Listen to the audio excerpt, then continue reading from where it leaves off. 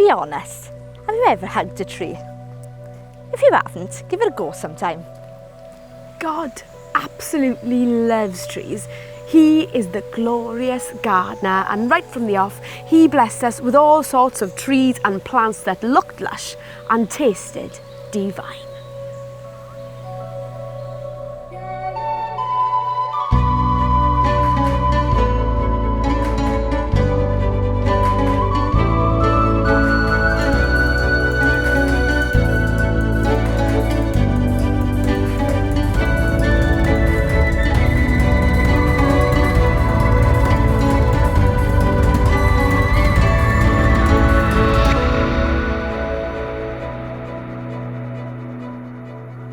Nature is so powerful, and there are so many healing properties to be found within it. We know that trees, for instance, produce oxygen we need to breathe and sequester carbon dioxide to aid in protecting our atmosphere. Studies have found that trees are also able to improve our health. Visiting a woodland area for relaxation and recreation, for example, can benefit our immune system, improve cardiovascular function and help to keep us in shape. I love getting outside, and one of my favourite things to do is to go up the allotment with my dad John to see what's growing or not. Oh, Yeah. so that's Runner beans. beans. Oh. Hogweed. Yeah, that's not so clever. But you've got loads of berries on, yeah? Yeah, there's some here you can pick. They're all like as well. sprouting out, yeah. See? There we are. See you, you've got pumpkin. Leave him alone, don't stand on him. You've got He these might come. seeds. And then From Trees to weeds and everything in between. It all has a function when you go back to the garden. how many did we do? There's one by there. Is that one in there? Yeah, there's one in Oh yeah. Oh, it's a funny shaped one. Oh, they'll Oh, come. we've got a few of them They there. come, they come. Don't stand on them.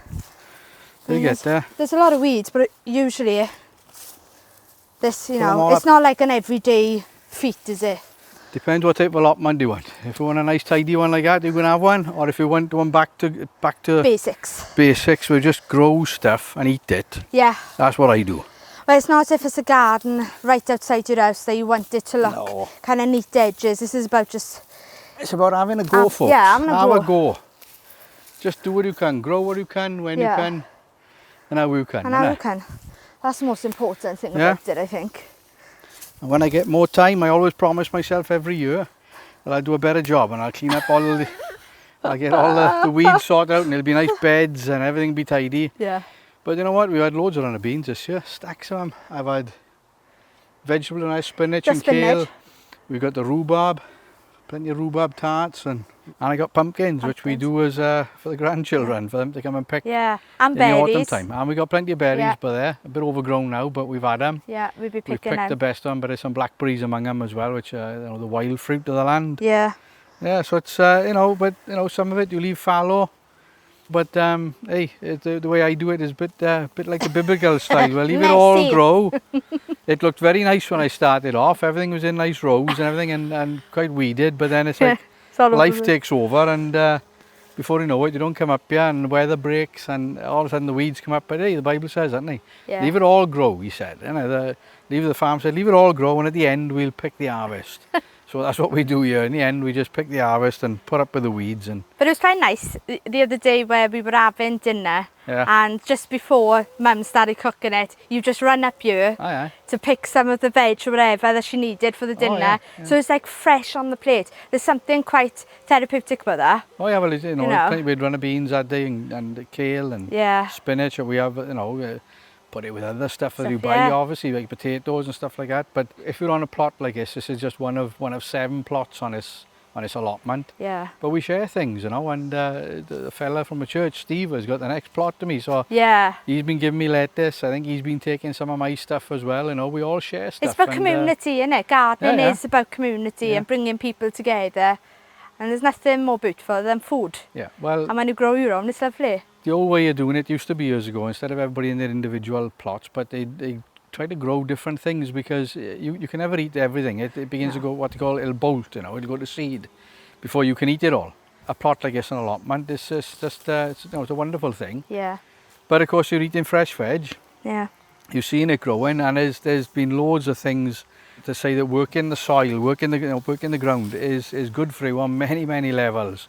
It can stave off many illness and things like that if you get your hands into the soil and begin to work the soil a bit, because when God made man, he put him in what? He put him in a garden to work the ground. I don't think he had as many weeds as this might to contend with, but we do manage to keep it down. But you know what? It's still fun, like, it's still good. Just get out in the air and just enjoy yourself and have some produce back off it on the plate, like Faith said. And of course we'll be freezing some ready for Christmas. That's it. And a Christmas dinner and the autumn dinners, winter dinners, we'll be having some of this veg as well. So it don't look like there's a lot going on, but when you'll be surprised what's going on here and how much that you can eat off it, And it's a proper family affair with us because my children, Dad's grandkids, will come up and they'll pick the berries, they pick the pumpkins, and they in October. So it's a real family thing. They always love coming up here, don't they, to pick stuff. So it's lovely, innit? I got to be honest with you, the pumpkins this year have been a bit of a disappointment. Normally this is like a jungle. It's like you're up to your waist in sort of foliage, and look at them. You know what I mean? But there are pumpkins there. There's some in there, but they've died back a little bit too soon, really. But that's life. That's life. And, it's life. So we think, well, here we are this year, but next year, see.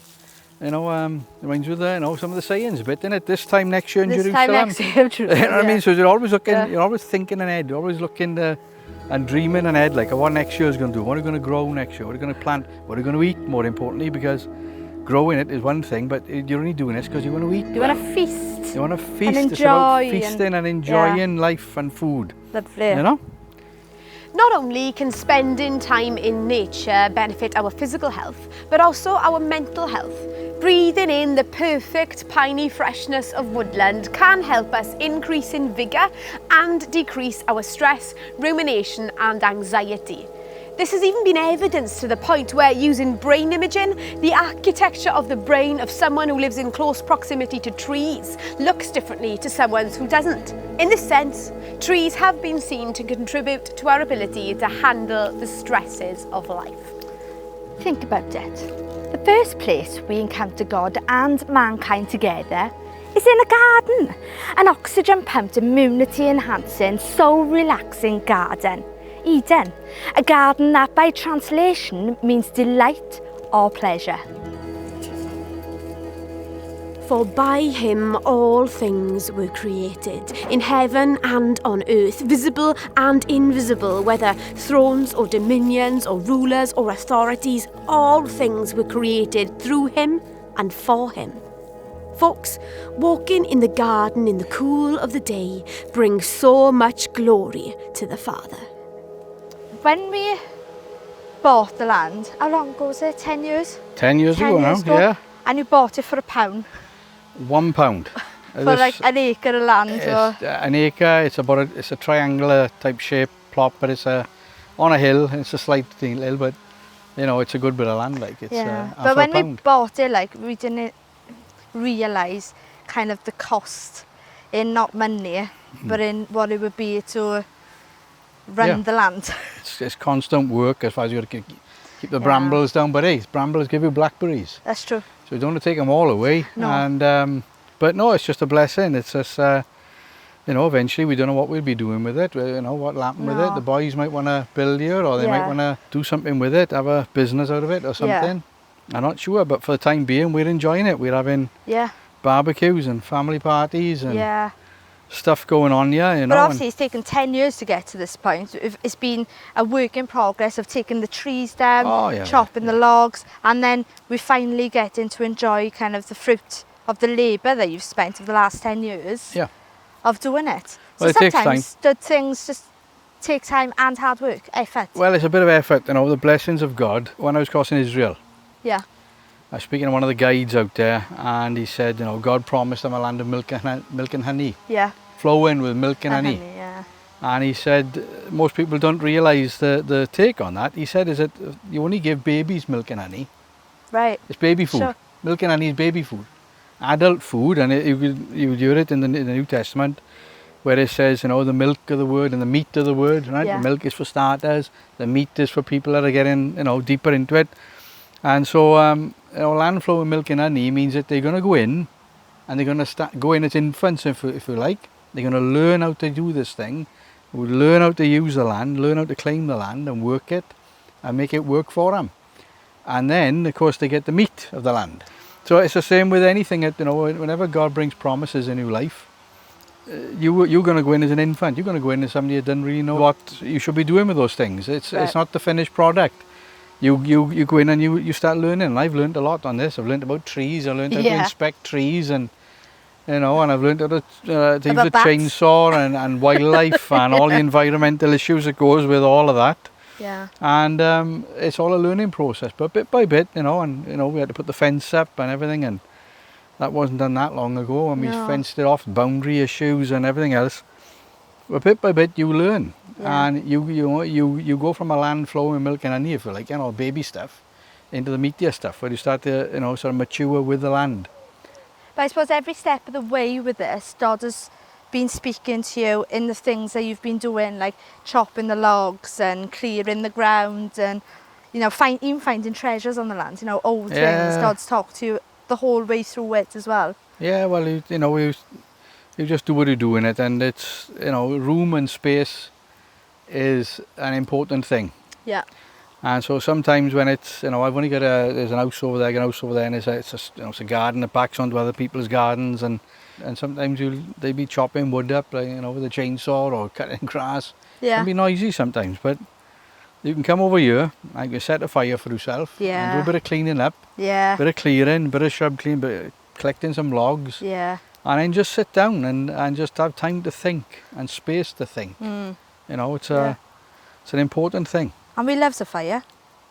Yeah, yeah. We love a fire. Yeah, well, you know, we're heading into autumn. Yeah. And I'm looking forward to autumn barbecues out here. Yes. Celebrating, using it. Celebrating. As a socialising thing as well. It's beautiful. Yeah. When the stresses of life come my way, a walk in the woods with my good pal Jesus just somehow puts the world to rights. It's the simple things that can sometimes be the most profound, and somehow just being in nature makes me feel like I'm experiencing a glimpse of heaven right here in my little homeland. He wants us to take delight and pleasure in his beautiful creation. He wants to give us a heavenly breathing space that fills us with rich aromas of his peace. He wants us to use the trees that are both pleasing to the eye and good for food. The science of nature has God's fingerprints all over it, and it is his word that is our anchor. So get outside, folks, go for a walk and go back to the garden, where you will surely taste and see that the Lord is good. You there, watching at home with your cup of tea. Do you know that you are a glorious garden unto the Lord? Your spirit is a forest of creativity, because his spirit is a forest of creativity. Inside are long and winding avenues lined with all your favourite smells, textures, tastes, sounds, hues and tones. Get in and amongst it. Feast, heal, create, enjoy, rest. God's right there with you. Now, any good gardener knows that there are different goodies to work within every season, but it takes consistency and persistence to work the land and yield fruit. Spending time walking amid the pines and the green meadows makes you familiar with every twist and turn. You know this place. You are intimate with it. You know when it needs tending and when it needs pruning, when it needs nourishing and when it needs taming. Each time you meander down its pathways, you can't help but notice something different. You tap into new facets of your garden's nature, new realms of creativity and all the different ways to enjoy it. This is the worship life that we have been trying to describe. It is in your eating, in your drinking, in your chatting, in your crafting, in your fighting, in your moving, in your laughing, in your resting. It is God in everything. So whatever you're doing, do it with the King. Give me land, lots of land, and the starry skies above. Don't fence me in. Give me land, lots of land. Don't fence me in. And that's it, yeah.